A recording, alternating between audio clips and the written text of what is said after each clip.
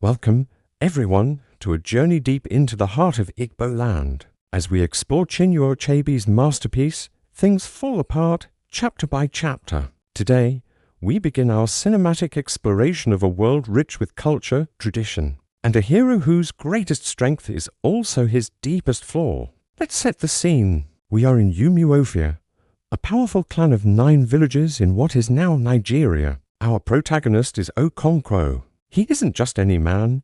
He is a force of nature, wealthy, respected, and a legendary warrior. His fame was sealed in his youth when he defeated Amelins the cat, a wrestler who had been unbeaten for 7 long years. This victory wasn't just a personal triumph, it brought immense honor to his entire village. To understand Okonkwo, you must first understand the man he desperately tries not to be, his father, Anoka. Anoka was everything Okonkwo despises. He was a gentle soul who loved playing the flute and the art of conversation. But he was also a debtor, a man who feared the sight of blood and could never provide for his family. While Anoka found beauty in music and words, his wife and children often went hungry. He died in debt and disgrace, leaving behind a legacy of failure that haunts Okonkwo every single day. Okonkwo's life is a constant, relentless struggle against this shadow, a fierce determination to be the complete opposite of his father.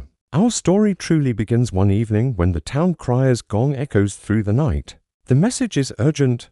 All men of Umofia must gather in the marketplace at dawn. The air is thick with tension. At the gathering, a respected orator named Ogwefi Ezugo delivers the grim news. A woman from Umofia, the wife of a clansman, has been murdered in the neighboring village of Mabeno. A wave of righteous anger sweeps through the crowd.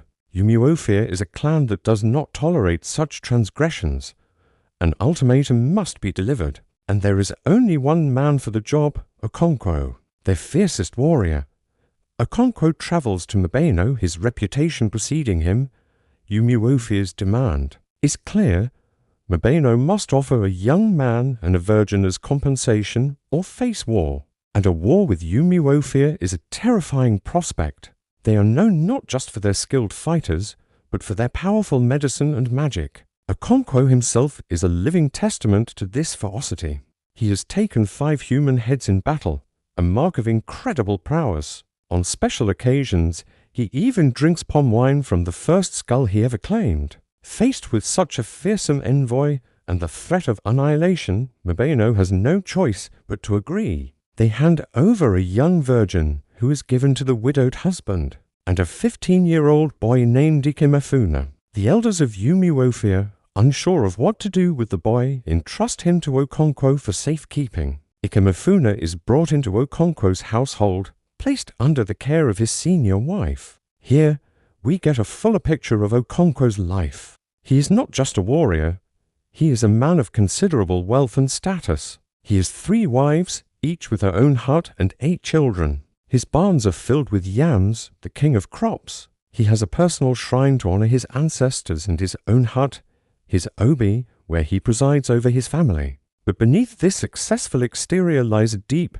gnawing fear, the fear of weakness. He equates weakness with his father and with femininity. As a child, he was tormented when another boy called his father Agbala, a term for a woman, or for a man with no titles. This fear drives him to be harsh and demanding, especially with his own family. He sees his 12-year-old son, Nwoi, as lazy and effeminate. To stamp out any trace of his father's legacy, he constantly nags and beats the boy, desperate to mold him into a hardened man. Okonkwo's entire existence is a war against any perceived softness within himself, and those around him. So, how did Okonkwo build his empire from nothing? He did it completely alone. His father, Anoka, had left him no inheritance, only a mountain of debts and a shameful reputation. Anoka's harvests always failed. When he consulted the oracle for answers, he was told his failure was due to his own laziness,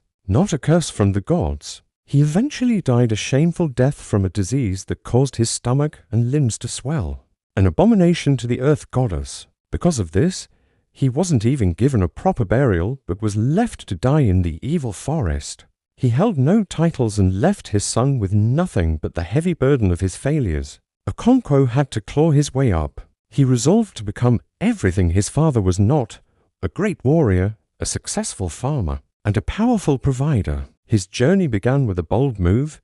He approached a wealthy clansman, Achebe, and asked for 400 seed yams to start his farm as a sharecropper. This was a huge risk for Achebe, but he saw the fire and determination in young Okonkwo's eyes, impressed by his tireless work ethic. Achebe didn't just give him for 100 yams, he gave him 800. With this start, and another for 100 yams from a friend of his father's, Okonkwo poured all his energy into the earth, but the gods seemed to test his resolve. That year, the weather was cruel and unforgiving. First, a terrible drought scorched the land, cracking the earth and withering the young shoots. Then, when the rains finally came, they were not gentle. They were relentless, violent downpours that washed away what little had survived. It was a year of catastrophic failure for so many. Ironically, some of the lazier farmers, who had delayed their planting, were spared the worst of it. But Okonkwo, who had worked harder than anyone, lost 2/3 of his crop. It was a devastating blow that would have broken a lesser man. Yet, for Okonkwo, surviving that year became a defining moment. It was proof of his unbreakable spirit, his inner strength. He saw it not as a failure, but as a trial by fire that he had passed. While his father tried to console him with proverbs and comforting words, Okonkwo felt only contempt. To him, words were useless in the face of such hardship. It was a time for action or for stoic silence, not for empty talk. This experience forged the man he would become, hard, relentless, and forever driven by the memory of that struggle against the very earth itself. And this is where we leave Okonkwo for today, a self-made man, a respected leader, but a man ruled by a deep and powerful fear. The arrival of Umofia into his household is a seed that has just been planted, and we will soon see what fruit it will bear. What will happen to the boy from Mabeno?